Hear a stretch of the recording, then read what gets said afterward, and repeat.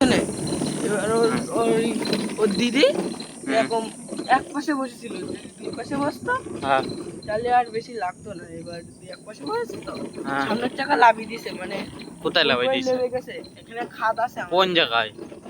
আমাদের কালী মন্দির না, হ্যাঁ আমাদের বাড়ির পাশে সে টাইম কলের পাইপ বসাইছে। হ্যাঁ ওখানে একটুখানি গর্ত পানা হয়ে গেছে। হ্যাঁ এইবারটা ওইখানে সামনের চাকা লেগে গেল।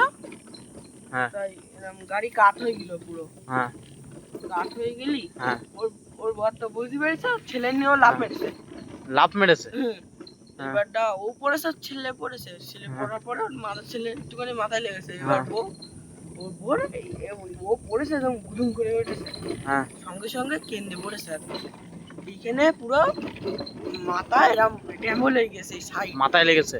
হ্যাঁ ছেলের নাম ওর মানে সুব্রত দিদির? সুব্রত দিদি। রাস্তা করছে তো একেবারে হ্যাঁ মাটি দিয়ে দিয়ে করছে, এবার আর জল উঠবে না বলছে তো, দেখা যাক। জল উঠবে। রাস্তা খারাপ না, ভালো রাস্তা করেছে। যদি কিনা এর উপরে পিচ পড়ে হেভি রাস্তা। সাথে জল পাতে হবে, বুঝলে? ওইখানে পাতে একজন জল উঠে রয়েছে, ওই জল বেঁধে রয়েছে।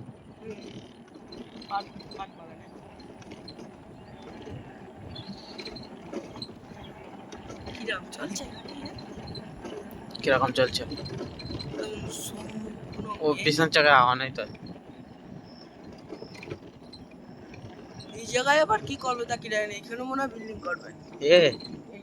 বিল্ডিং না, ও এই জায়গায় মাটি ফেলে রেখেছে যে হয় পরে মাটি বেচবে, আর নইলে জমি উঁচু করেছে, জল হবে না, জল বাঁধবে না।